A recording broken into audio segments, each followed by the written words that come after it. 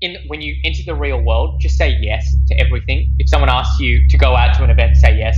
If someone asks you for a meeting, say yes. You'll just come across some really interesting experiences and people. And when you're young, like, the opportunity cost is quite low. In 1837, Horace Mann created the education system, a system at the time designed to pump out factory workers and professors. The same system that is still being used today in the 21st century. Now, Mann's system is backfiring. We are being moulded by the same industrial system that has existed for close to 200 years. That system delivers us into a digital economy that has no need of our outdated skills. This isn't our teachers' fault. This isn't the government's fault. This is due to a rapidly changing world full of technology and unforeseen circumstances. And us Gen Zs are caught in the middle. Welcome to the Driven Young podcast, the podcast for stressed, overwhelmed young Australians, teaching you practical life skills you can implement now to set yourself up in life. And now your host, Byron Dempsey. Welcome back to the Driven Young podcast, and today I'm joined by 22-year-old Taj Pabari. Taj is one of Australia's youngest and most successful social entrepreneurs. He is the CEO of the Australian School of Entrepreneurship, or ASE, a social enterprise that helps develop the entrepreneurial skills of school students, young entrepreneurs, and anyone aged 5 to 21 years old with a passion for innovation. ASE is partnered with the government, the private sector, and educational institutes to deliver real and authentic entrepreneurial education for more than 90,000 students. In 2017, Taj was awarded Young Australian of the Year for Queensland. He is the youngest recipient of the award since its formation in 1979. So you can see Taj is a legend and is a perfect fit for the Driven Young podcast. And today we are talking about how Taj started his own businesses, an incredible way to grow your network using a coffee strategy we've discussed before, how to meet new people, how to start your own micro business today, how you can actually start today with practical tips that we teach, what skills he teaches in his program, and so much more. A special shout out to the sponsor of today's episode, Student Edge. They've put together an incredible online program teaching life skills for young people, such as communication skills, money and finance skills, entrepreneurship, and more. A lot of what I teach on this show, but in a different format. They also provide heaps of other services and give you access to discounts and vouchers so you can get free McDonald's burgers, boba tea, and a lot more. Check them out at studentedge.org. As per usual, please DM me or Taj if you enjoy this episode. If you are in Sydney, please come along to my Gap Year Information Night. I think you'll get so much out of it. It's happening every Tuesday night. Get a copy of my book, 18 and Lost, So Are We, and take the Are You Ready for Uni quiz. Also, if you do enjoy this episode, Taj actually teaches one of the entrepreneurship courses on the Student Edge platform. So if you want to hear more from him, you can go check that out. Links are in the show notes below. Now, over to Taj. Okay. Taj, welcome so much to the podcast. Thanks for having me. Looking forward to it, mate. Yeah, I'm stoked for this episode. Another young entrepreneur here. You've built something incredible with this business. It's helping young people. Just off camera, we were talking about the alignment there is between what we're doing, and hopefully we can partner up in the future. But before we jump into, I guess, entrepreneurship and talking about life skills we should be learning and what you're seeing in working with 10,000, 20,000 plus young people, I'd love to know your story. Specifically, what did you do when you finished high school? What was going on in your head? Were there pressures from your parents, etc.? And what are you currently up to right now? Yeah, definitely. All right. Well, I hated school. Primary school in particular was I think I was on 3 or 4 suspensions by grade 4. And at my school, that was probation. So just through primary school in particular, looking back, I think the dots just didn't connect. I was a nerd. I wore these big glasses when I absolutely loved tech. When people used to ask me, "Hey, Taj, what do you want to do when you grow up?" My response was technology. I loved it. I was immersed in it. It made me excited, and that's what I wanted to do when I grew up. But school at the time was didn't want to let me use a computer all day, and mum and dad certainly didn't want me doing that either. And got into a lot of trouble, realized that business was kind of cool when I was in grade 4 as well, and had this cool tech blog. And that was my first taste of business. I was writing reviews about the latest electronics, which was great. I created this blogspot website, which was on 40,000 viewers per day. Really? And it was epic. I was paying nothing for advertising, wasn't paying anything for the domain either.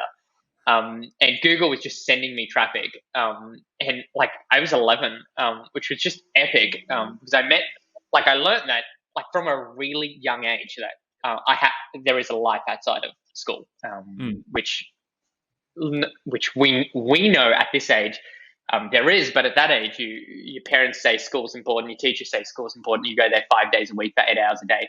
Of course, you think it's important, but we have, especially in that school age, the time and the mental capacity to do a whole lot more. So had a business quite young.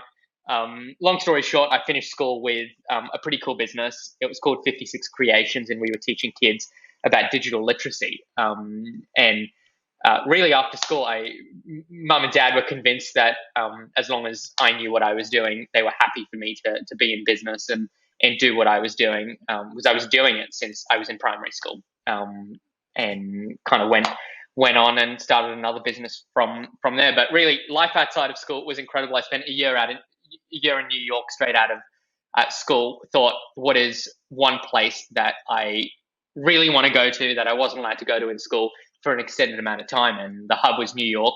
So I did that for a year and ran my business out of New York, out of the Google office there, which was epic. And now just running the ASC group, teaching kids about how to start their own business. Man, that's insane. I can't get over the blog part. 40,000. Like, obviously that was in a time where blogging was much more popular, and you were probably, an innovator in terms of you adopted it very early, but that's insane. 40,000 views a day at 11 years old. That is, that's crazy. And it's crazy that you had that realization at such a young age. Like for me, I was probably 16, 17 when I started listening to podcasts and going, oh my God, there is so much more to life than school. Like this. And that was when I went, okay, business is a huge opportunity, similar to you. So did you have any pushback when you started the business? Was anyone just like thinking you're weird? Were your parents supportive? Like, what was that process like? Look, I got into a lot of trouble in school, and for teachers, like they were just quite happy that I wasn't doing naughty things in the classroom. So for me to be sitting at the back of the room on my laptop, honestly, I got a year of just doing blogs at the back of the classroom with no one really interrupting me. So it was fantastic. It was great. I don't think I even had the awareness of business at the time, to be honest, Byron. I think I was a nerd. I really loved tech. Instead of just the best way of learning is by teaching, and I really, really wanted to learn everything and anything about technology. So my outlet of doing that was by going to JB Hi-Fi on a weekend, and every single weekend, I would be my sister. I had a very academic sister that loved co-curriculars, and she was the type of kid that would go to every co-curricular on a weekend, and I would just be getting C. I was a C grade, D grade nerd, so not a very clever one, but absolutely loved electronics. And when she'd be dropped to her co-curriculars, I'd get mum and dad to drop me to JB Hi-Fi or Harvey Norman, and I'd just spend hours in there. And that was my idea of fun. I absolutely loved it. I played, I felt the edges. I'd play with the hinges of electronics. And the tech blog was my outlet. It never started as a business. It was purely a passion project. And it ended up turning into an awesome following. I had lots of, I was so young that the articles I was writing were so basic, and the people who were reading my articles were old people. They were old people who just wanted to know the bare basics about the technology they were buying. Then Google put ads on the website, and we were getting $10 a day from ads, which was epic. On weekends, when I'd go to these department stores, I'd be clicking on all my ads, so we'd be getting $150 on a weekend. And it was just it started as a passion. It purely was an outlet for me to share my passion for electronics. And after that, it turned into a cool business. It turned into me getting touch off every day, which was kind of cool. That's awesome, man. Well, so does 56 Creations, does that still exist, or has that now, you finished that up and you moved on to something else? Yeah, look, I moved on. The organization still runs. 56 Creations delivers digital literacy programs for school students. When I left the organization, we ended up getting some funding to deliver digital programs for senior Australians. And I absolutely love my grandparents, but if you had to ask me, do I have a passion for senior Australians, the answer would be no. I was really interested in teaching young people about future skills. But 56 Creations was kind of on this role of teaching digital literacy skills to like really young people and then really old people. And at that stage, I thought it was time for me to move on. And we've now got some really passionate people who absolutely love old people, and that's great. And that organization still rolls delivering workshops and online programs. Yeah, nice, man. Well, that's, huge achievements at such a young age, and, you're paving the way for the future of young people, which is awesome to see. But let's have a chat about what you teach in your workshop. So obviously, similar to me, the tagline of this podcast is I teach practical life skills we should have learned in school.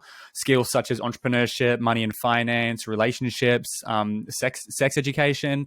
I think there's so much stuff we should have been learning in school that we don't, and it blows my mind. I know you agree, but what are you guys teaching in your workshops, and what are you most passionate about when it comes to teaching young Australians these skills, or just young people in general? Yeah, definitely. Well, we kind of look at. We recently did a piece of research on the future of work, and when we generally talk about the future of work, people talk about digital skills, and like I think I agree in principle, digital skills are important, but there's a lot of emphasis that gets placed onto coding and computer programming, and maybe 10 years ago that might have been a fair emphasis. Computer programmers, junior computer programmers were paid a huge amount of money. But as we enter the innovation economy, an innovation economy that doesn't really care about what we know, but what we do with what we know, that requires people skills, human skills. There are already systems right now that code themselves. And right now, schools are placing this huge emphasis on teaching kids digital skills. So as part of the work we do at the ASE Group, through the Australian School of Entrepreneurship and the Australian School of Employment, we like to teach human skills. These skills have been around forever. They're nothing new, but skills that we don't get taught in the classroom. Like you mentioned, financial literacy skills.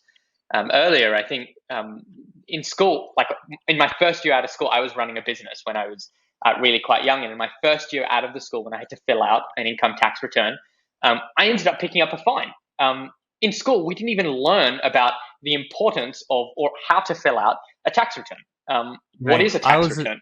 I was the same. I was running a business straight out of high school, and it's so confusing. I went from sole trader to company, and I was like, wait, now I've got to pay my tax. I've got to pay GST and BAS. And I was like, now obviously we don't have to train kids because not everyone's going to start a business, but I had no idea what I was doing. Absolutely no idea. Because we spend so much time in trying to solve, in what, I'm not sure how much time you spent on long division, but this was in my suspension days. And I was a consistent C&D student, but we spent this huge time learning about long division and trying to solve the elusive mystery of what is X. And we forgot about teaching our young people about how do interest rates work? How does compound interest work? Yeah. These are core skills for every single young person to learn and understand. Yeah. Yet we don't get taught them. And like I mentioned to you at Empower You, this event I run, the first section I started doing was a money and finance section. And, I've had people like, oh, no, how can you teach that? You're not qualified. It's like, I'm just teaching the basics. You don't have to be an expert. I just teach the importance of, we teach compound interest. We teach the importance of delayed gratification. Like that's a whole section in the money and finance, the flow of money, you got gross tax, income tax, how do you save, different bank accounts, just the bare basics, because kids don't even know that. Absolutely. I think school was there to prepare us for the real world. We look now at what we teach, and teachers want to teach these skills. Yes. But they're restricted. They're handcuffed by this overcrowded curriculum. And instead of teaching young people about the core skills, like if you don't know about your taxes, you will be fined. If you do not know how to fill out, or if you, in the first instance, and I made this mistake, if you don't fill out an income tax return in the first place, you will be fined. This is a skill for every single young Australian, regardless of what industry or career pathway they go down. They need these skills. Some of the skills we're forced to learn in school are skills that, they might be useful at some point, but not every kid needs to learn them. Kind of find when I went through even starting a business, we get a lot of young people won't go on and start a business, and that's okay. But there are a set of basic adulting 101 skills every single young person needs. And those are the skills that we teach through the ASE Group. And we do that both face-to-face and online. We kind of focus it on with the really young kids, so as young as 5, all the way up to 24.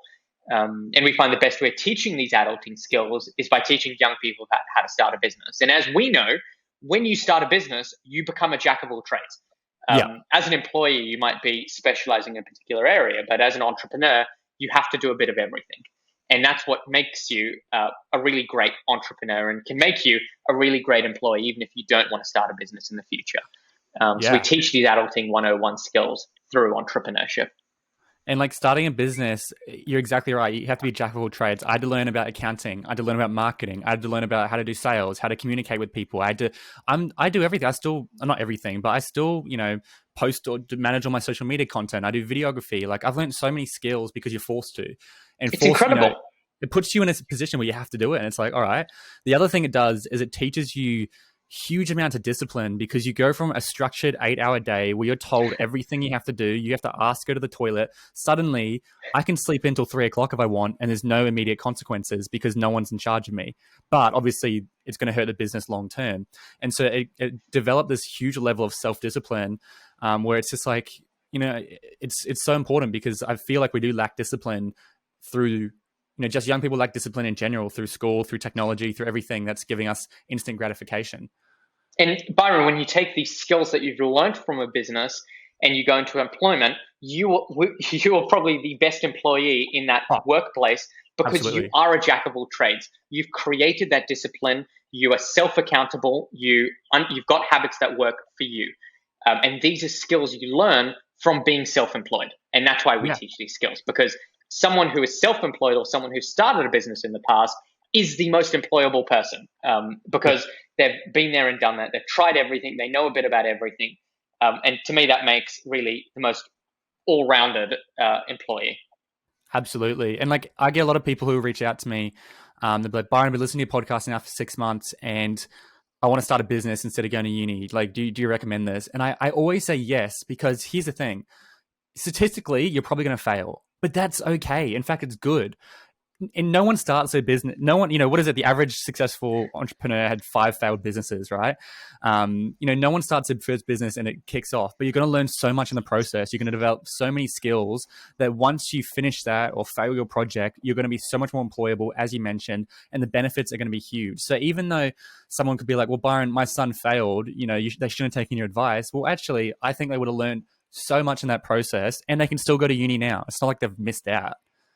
And the people they've met, the networks they've been able to tap into, it really is a world on its own. And I agree. Like nothing, when you start a business, the business might not fail, but you are the CEO of your personal corporation, and your personal corporation has either got new connections, has got new experiences, and in that sense, that's a massive, overwhelming success, right?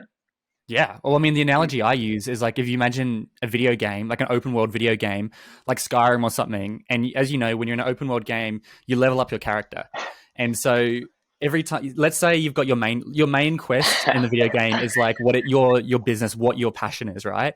But every now and then you do side quests. Now, side quests don't contribute to the main quest. Like a business you might start and it might fail, but you've leveled yourself up. You've gained all these skills, and these skills are going to transfer over into the main quest.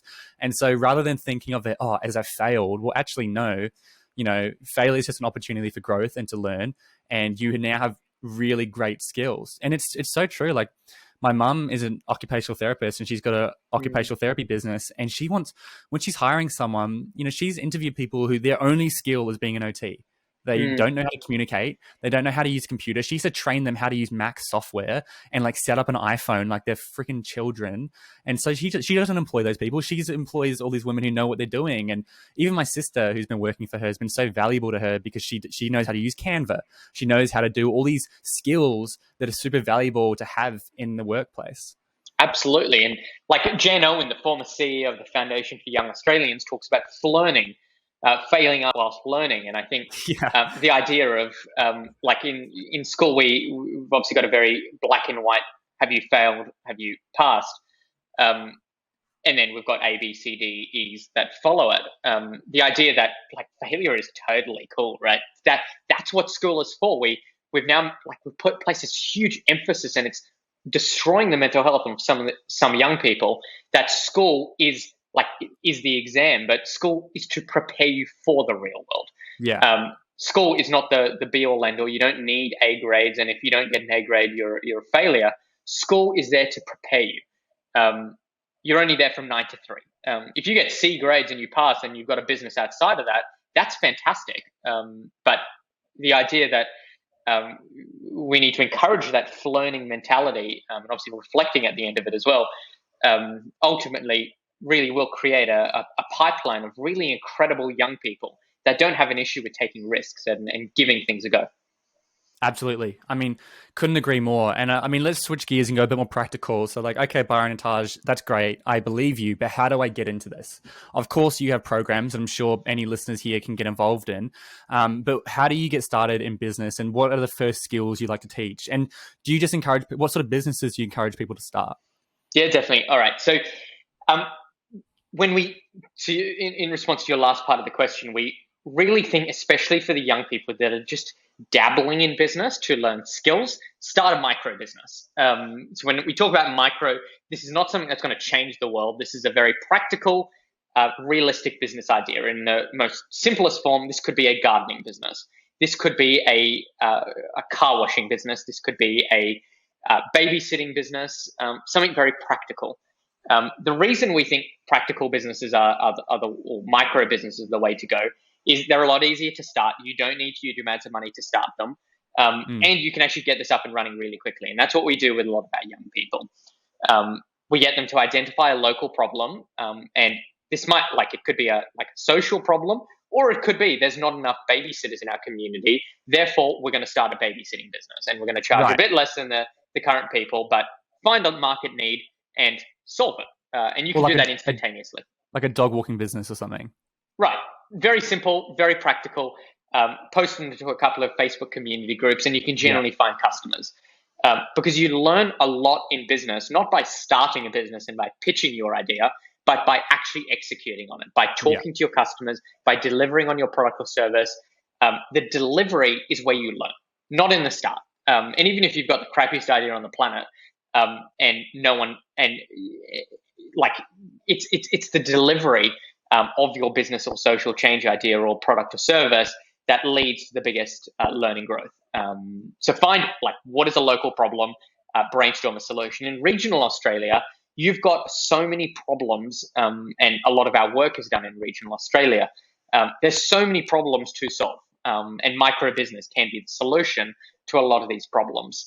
Go and talk to people. As soon as you've got that problem and solution, from a really young age, during my school holidays, every school holidays and most days of my school holidays, I would be getting a bus to the city and taking people out for coffee. I got onto LinkedIn when I was really young, and I'd just be messaging random people that looked really cool and said, hey, can I buy you a coffee? And I'd just be buying these people coffees during the day just to meet them. I talked to them about my idea, which was the tech blog at the time, and I'd just be talking to them about my business and throw it to them. Hey, what are you doing? And in most times than not, these people want to help young people and they want to give back. They want to see this as an opportunity to give back.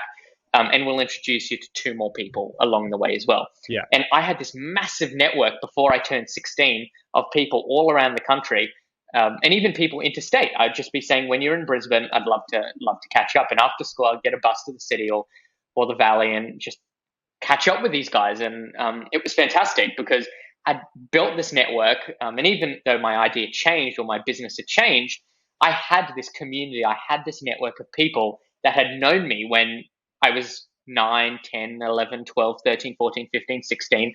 I built the rapport with them over years. And finally, when the business that could have been relevant to their area or industry came by, I had a relationship with these people. And that started with a micro business, which for me was a tech blog, nothing special, nothing complicated, and turned into something quite incredible thereon. And that's exactly how I met my first investor. He was based in Sydney. He came to Brisbane. I met him after school. We caught up and he invested into my business before I turned 16. And that really came from a random connection on LinkedIn of me asking him for coffee. Mate, I cannot. That is such a great little section there. I hope people understand how valuable that was, and it's come up a few times. Like I've challenged people to get one coffee with someone every week, and what is important to notice is you have to go to them and you have to buy them coffee, and you have to don't make it as easy as possible. I've had people reach out to me like, "Hey, Byron, I'd love to meet you." And I said, "Yeah, there's a cafe near where I work. Do you want to meet there?" And they're like, "Oh, it's pretty far for me. Do you want to meet here?" And I'm like, "Are you kidding me? That's gonna be like a 45-minute trip." It's like, I don't even know who you are. With respect, if you want to, and it's just the fundamentals. Make it as easy as possible. I've done it as well. I've driven 45 minutes into the city just to meet someone for like 20 minutes and have a coffee with them, and nothing's happened from it. Sometimes Exactly. nothing will happen. Yeah, 9 out of 10 times nothing will happen, but it's the one in 10 or 1 in 100 or whatever where you get the investor or you get the whoever it is that introduces you to this person, blah blah blah blah, and then you're off. Absolutely, and as long as your sample size is high enough, like of course, Yeah. if you meet one and it's useless, and you don't have the resilience to go back and ask someone else, you're going to see this as something that's might not be as useful. But if you're taking 100 meetings over the course of a school holiday, and 10 of them generally, like I think a 1 in 10 hit rate is generally quite usual. Like to finish a school holiday with 10 people or finish a break with 10 people that are quality connections that really care about you, your journey and your work and will help you towards fulfilling your goals, that's pretty fantastic. But taking 100 meetings is not easy. Trying to find 100 people to take a meeting is not easy. So like it totally is worth it. And as you said, making it easy, like I will come to you, I will bring coffee to you, I will work around your timings, your locations, and dates. You make it so easy, it's very hard to say no. In fact, you don't want to say no. I want to learn from you as well. Rub their ego. Exactly. Like be curious. I think that's a big word. Be genuinely curious in this person.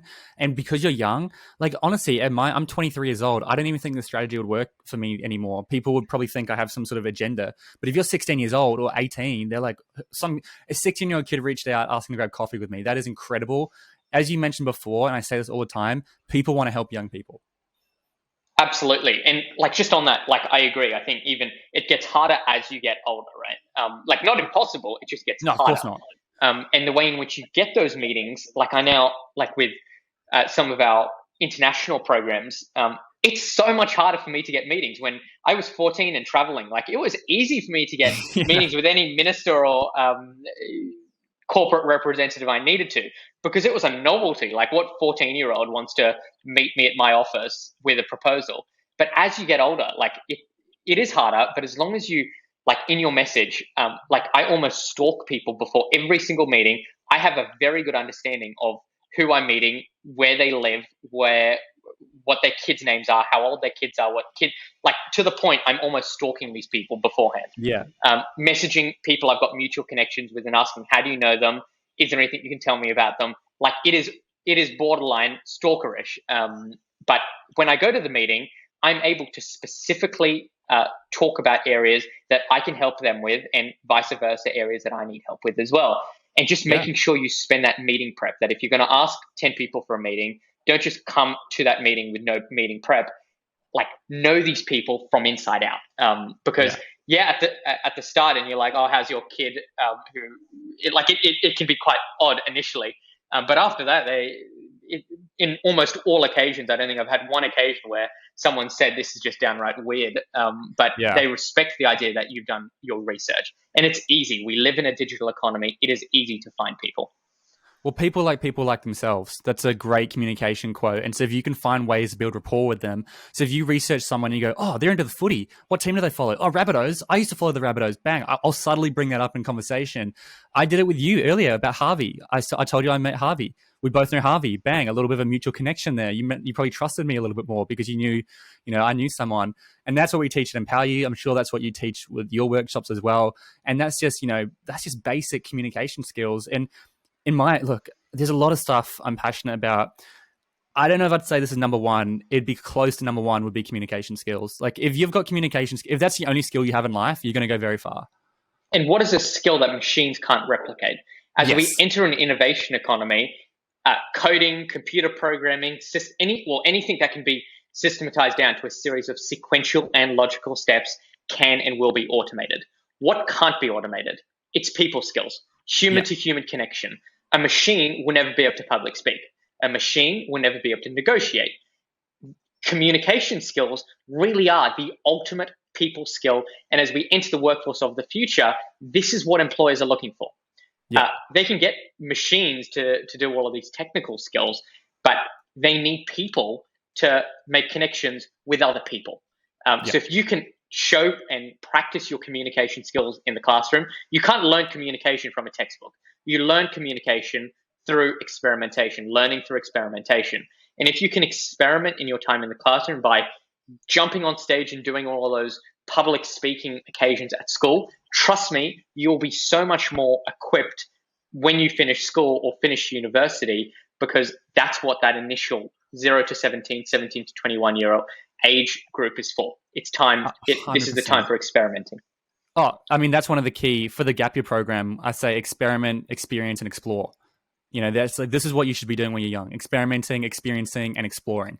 It's like, it's a perfect window, because now you've got the consequences if you fail are very low because you're still living at home, etc. But yeah, I mean, to add to that conversation, creativity. You know, machines aren't going to take over creativity anytime soon. The digital economy, you know, we're looking at a new world of communicators and creatives. So it's a very exciting world to me, because that's kind of the world I'm in, and they are important skills you should be developing. And as you mentioned, it's uncomfortable. Communication skills is supposed to be uncomfortable. It's hard to get up on stage. And that's why I always suggest people start a podcast, not to grow an audience. You're probably not going to grow an audience. It is unbelievably hard to grow a podcast independently, but you're going to get a network with people. The number one, you're going to meet cool people, just like your coffee example, and you're going to rapidly grow your communication skills, because you're going to be talking and, you know, communicating with these people. And so regardless if anyone listens to your show, it's going to be beneficial. Awesome, man. Well, I mean, let's go back to the micro business thing, because I think that's really tangible, and I'd love people to start it. I love the idea of it. You used a few examples. Do we have any more examples that we can just pull out of a hat to help people kind of conceptualize what you're talking about? We had dog walking, we had, you know, your tech blog, we had, okay, you know, people need more babysitters. Obviously, starting a business is just solving a problem. So what is a problem that you can solve? Like, what are your students doing? Yeah, definitely. Like, so just last week we were running this retreat with a group of kids, and we've got two boys, George and Carter, who are the founders of the EPAC. And Queensland's just implemented our single-use plastics ban, and I assume the rest of the states will slowly follow if they're not up to our level already. And George and Carter started the EPAC, which is the world's first tourist sustainability kit. So you get a coconut bowl, you get like a spork that's made of a coconut, a heap of like things that reduce the reliance on single-use plastic. And these are 8-year-old boys. And they pitched this idea to us a couple of years ago. They ended up meeting, we organized this event called the Minister's Climate Challenge, and they ended up pitching the EPAC to the former US Vice President Al Gore. And they ended up commercializing it. They've made hundreds of thousands of dollars already in terms of prize money, sales, scholarships, pitch opportunities, ads, etc. This is not a revolutionary idea. There's always been, like, coconut bowls aren't something new. A spork is not something new. A reusable, like upcycling old cloth and turning it into a pool towel is not new. These are all existing concepts, but they put it all together and they've managed to distribute it in and around coastal Queensland. And they're actively changing their community and stopping the reliance on single-use plastic. They've not had to do any manufacturing. They've not had to do any molds. They've just been repurposing existing items and putting it together. To me, that is an example of a fantastic micro business where they're manufacturing locally, so they're supporting local business as well, adding a margin and distributing it to their local community. It's making money, and these guys are actively solving climate change in their community, as well as making money for themselves and their community. They've done really well. Obviously, meeting a former US Vice President before you turn 10 years old is a pretty remarkable achievement in itself. But an example of a micro business that's just gone a bit bigger than themselves, repurposing existing items and commercializing it. We've had heaps of other young people that have done, like, we've got these kids who are doing turf terminators in Townsville that realized in Townsville we don't have enough gardeners. The cheapest gardener charged $50 an hour. And for young people to be making $50 an hour is nuts, right? Oh, Like for a that's casual still job, nuts. to be making like even $20 an hour in school is incredible. So these guys started turf terminators where instead of charging 50, they charge 35 to 40 an hour, which is still significantly more than what a casual job would be, but less than what the market was charging. And they've already made $2,500 from turf terminators in Townsville, North Queensland. So ideas that probably aren't going to change the world, but they're solving problems in their local community. And if you solve problems on their local community and there's a market fit, you're going to make money. You're going to make sales. You're going to make connections, and ultimately that can be the start of your entrepreneurial journey. Of course, if you've got an idea to change the world, fantastic, run with it. But if you're just dabbling in business, this is an opportunity for you to get paid for starting a micro business. You'll learn skills, and you'll ultimately have a cool micro business in your back pocket as well. Yeah. Also, keep in mind, anyone who's changed the world, they didn't set out to do that. Steve Jobs didn't set out to start Apple to what it is today. He just wanted to start by solving one problem at a time. Same with me. I just started with my podcast. Now I've got multiple podcasts. Now I've got this gap year project and all this books just come out and all this other stuff. I didn't go, I want to do all this. I just started with the podcast. You just started with a tech blog and look where it's turned into. And so I think even though you might have these huge ambitious ideas, the classic example is always Amazon started as a bookstore and now it's, an everything store. And so even though you might have these huge ideas, remember that it's just by implementing and starting small, that is where the big ideas come and where it really happens. And so turf terminators, who knows what that turns into? In a few years, they give up on it and switch to something else. And then that goes even bigger or whatever. But I think this is such a good message. And imagine if every young person was starting a micro business and it's just, them and their friends solving problems in the community, jumping on Facebook pages, whatever. Like that is so inspiring to me and so exciting that could be the future of the next generations, because that is where those skills come in and they develop all of that stuff, especially as we're entering an economy which looks like it's going to be more contract based, more self-employed based as opposed to what it is now.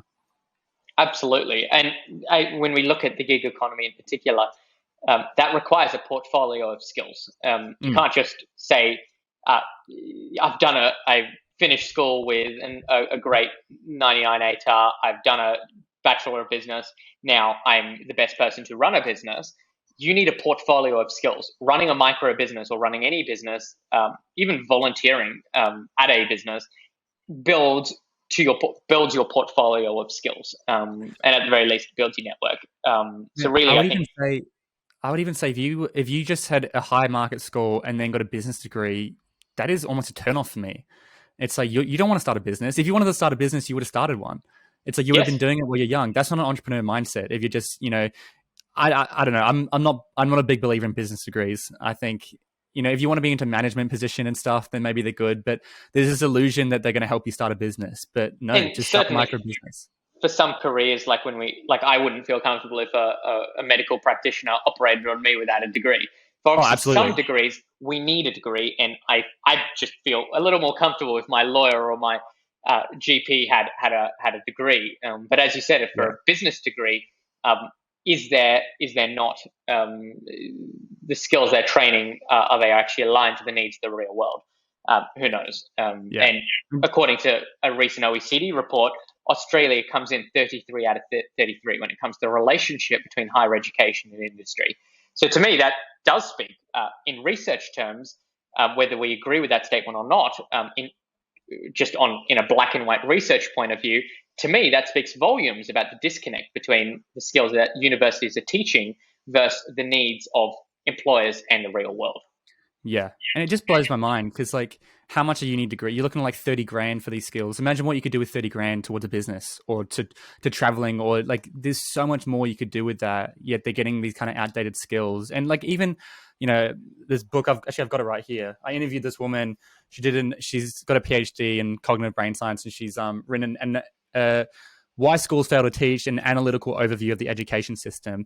And a study showed that Australia's education system in high school places 47 out of the 52 developed countries in the world. Wow, 47. That's inconvenient. Gosh. That is unbelievable. And considering we're one of the wealthiest developed countries in the world. It's crazy. So stuff like this, in my opinion, is very needed, and it's cool. Like at your workshops when you're doing a micro business, do you just tell them what you're telling us now and just get them inspired? Because I think one thing I would wanted to say after that story of the two boys who met the president, isn't it crazy what people can achieve when they have a bit of support and guidance around them? It is unbelievable. Yeah, like success by association. You surround yourself with cool people. Some of that awesomeness, coolness rubs off on you as well. Right? I think, like, I firmly believe that you've just got to put yourself out there. So just start, right? Inevitably, if you're actually passionate about it, you will find a way. It might not be that business, it might not be that idea, but you will find a way. Have the passion, take the action. The magic has to happen. It's inevitable. Yeah. And as we mentioned before, it's never been easier to start a business or a micro business. Facebook groups allow instant marketing in your local area. You can set up websites for like $10 a month. You can set up everything so cheaply. You don't need to get, a company. You just get like an ABN for $98 and you're good to go. Like, right? It's so exciting to me. It's like in the previous generation, like they had excuses to not start a business. For sure. In some of them, like I agree that some of those excuses are reasonably fair. Right now, like there's literally every sort of reason that you couldn't start a business 10 years ago is gone. You can register a company online. If you don't know how to register a business, there's probably a free online course that teaches you how to register a business. Every single roadblock to starting a business, in my mind, has been alleviated, unless you have explicitly a parent that blocks your Wi-Fi at home, or a school that doesn't have Wi-Fi in like throughout the day. Then I would tend to believe that you maybe have an excuse not to actively run your business. But in most cases, the reason you do not have a business, if you want one, is because you don't want one, not because the factors around you are restricting your ability, but because you don't want to. It's up to you to make that decision. And when that mental switch says, "Yep, I'm ready," you will find a way. But until that switch goes from balancing in the middle to like I actually really, really, really want to do it, then of course you will find a way. Yeah, I agree. Have you listened to Shoe Dog, the audiobook? I haven't. No. So it's the founder of Nike. And my God, you hear him, how he started a business in the 1950s. We're talking every single meeting. So he began by importing shoes from Japan. And then he would go to the track and he would just sell them to athletes on the spot. Yeah, right. And so it wasn't Nike for like the first like 5 to 10 years. And he had to fly to Japan. Of course, flights were like $2,000 back then, which is, I don't even know, like 10 grand today's money. And I remember listening to this going, holy crap, the amount of work and sacrifices he had to make to start a business, and everything he had to do is now obsolete.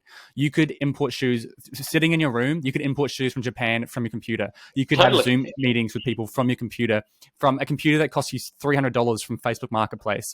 Like, it is so exciting to me. There's so much opportunity for young people to get out there. And I agree. The only reason you have a business is because you don't want one or you're not committed enough. And I recommend it. My mate, one of my best mates, he just started a board game. Him and his best mate, they've just started a board game together called Influencer. It's like taking the piss out of influencers. I've got like all the characters, the mummy blogger, the gym guy, and it's really fun. And they've been developing a board game, and he's like, it's taken our relationship to the next level. I'm addicted to it. It's so much fun. I'm designing. I've learned all these skills on design. I've got all this new software we're doing, and it's just like, because when you're solving a problem that you are passionate about, it's going to give you a bit more purpose in life, which I think a lot of young people in high school are lacking right now. Totally. And even like, as we said before, like even if your overall end goal is not to start a business, you will learn so damn much from this process. It's exhilarating. Like, I've got the best job in the world. Like, some days are hard. It's meant to be hard, but it's the best job in the world. And I would never trade it for okay, maybe there is one thing I want, but I wouldn't. There's not a lot I would trade it for. It really is the best job in the entire world.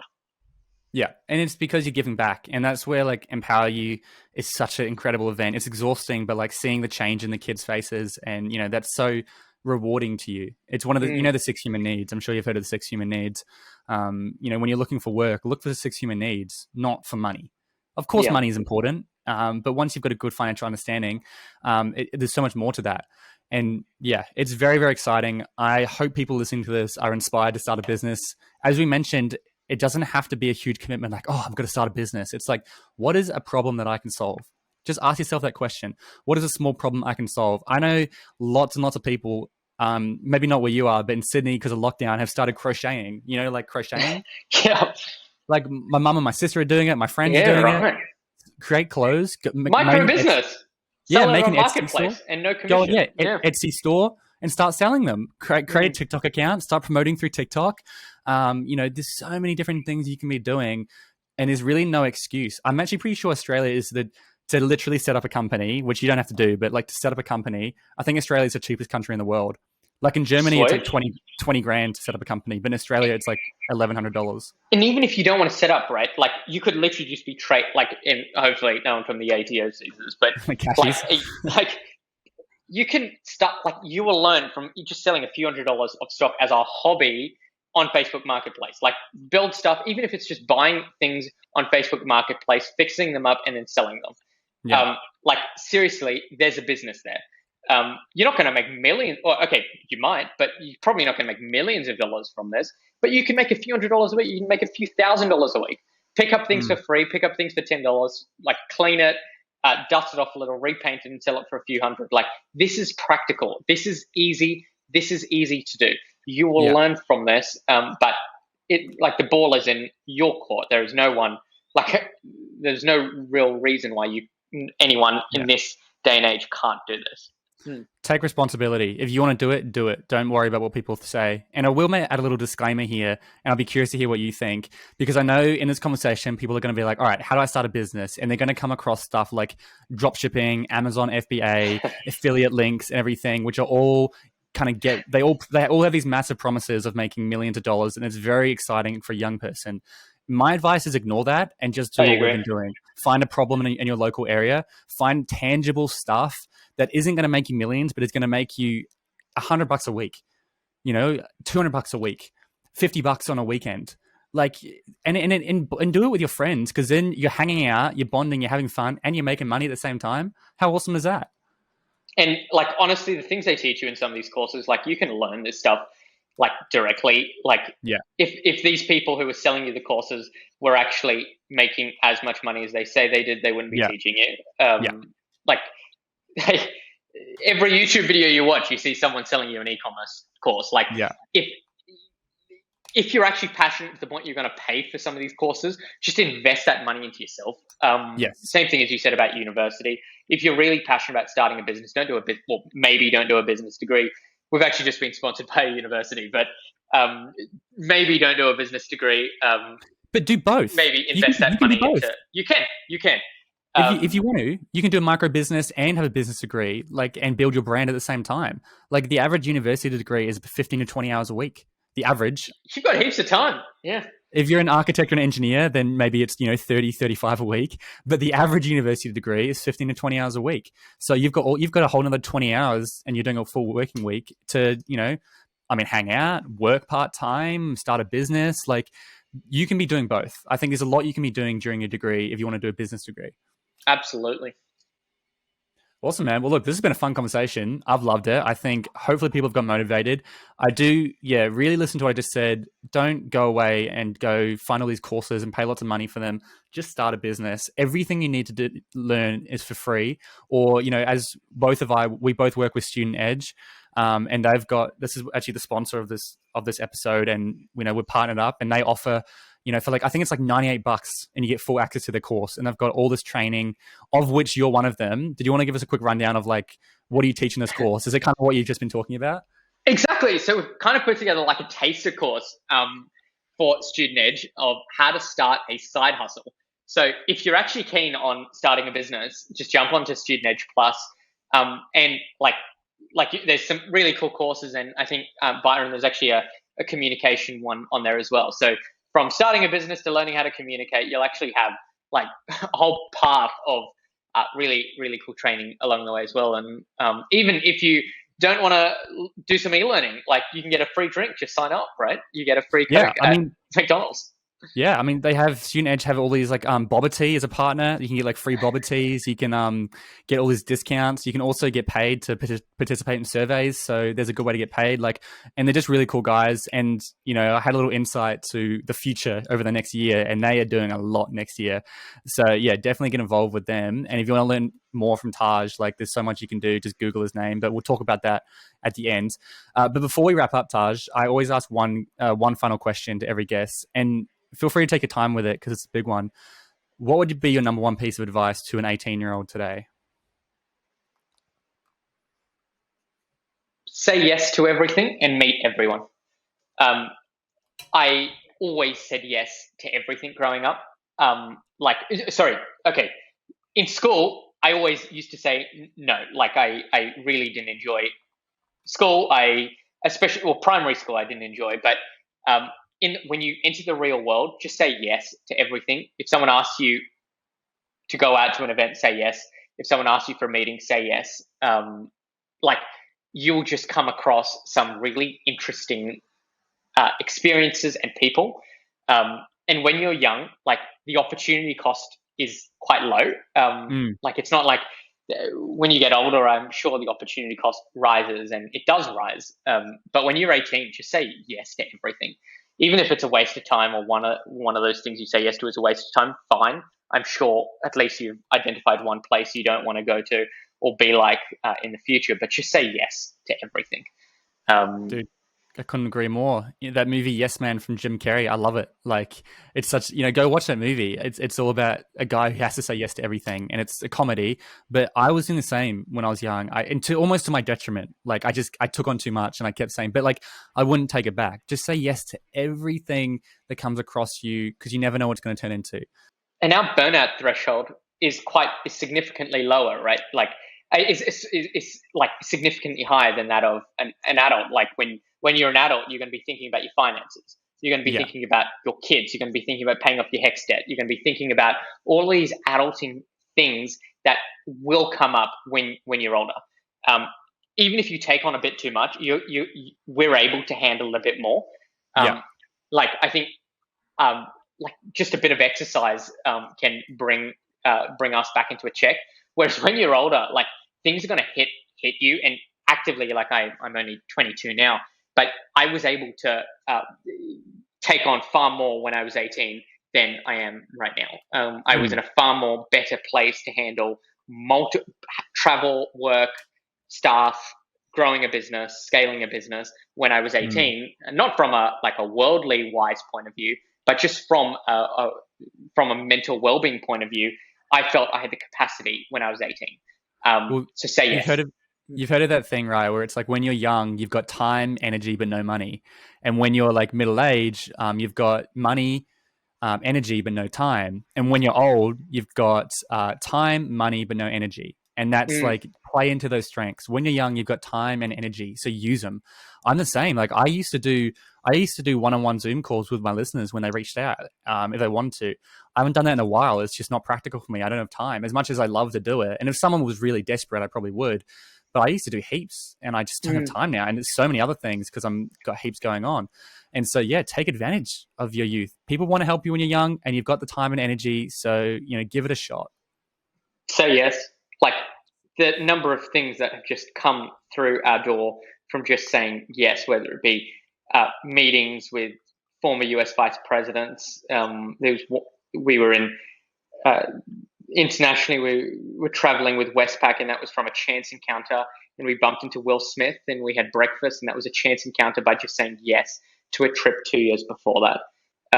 And you just like, this world is exciting. You'll meet some really exciting, interesting people. You will make some incredible memories. But if you just say yes, this will all happen. Once you start saying no, your network, your experiences start slowing down. So just say yes. Just say yes to everything. You don't want to go to that party, just say yes. What are you going to do? Just sit at home and do nothing? Like always, I think that's a good one. The opportunity cost when you're young is huge because it's like, what are you going to do instead? Probably not much. Whereas when you're older, it might be something else. You've got to look after the kids or whatever. So it's like, just say yes. I couldn't agree more. But anyways, man, thank you so much for coming on. Obviously, guys, go check out Student Edge, sign up to there, and you can get access to Taj's course, as well as heaps of other courses and discounts and all these other benefits. But if people want to get in touch with you, if they want to come check out your business, Australian School of Entrepreneurship, is it only Australians that have access to it? I know I have a lot of international listeners as well. So it's called the ASE group. It's open to our online education is open to everyone. It's free. So it's just ase.edu.au, or jump on Instagram, just my full name, Taj Pabari. Yeah, and all the links will be down below. But Taj, thanks so much for coming on, and I look forward to working together in the future. Cheers, mate.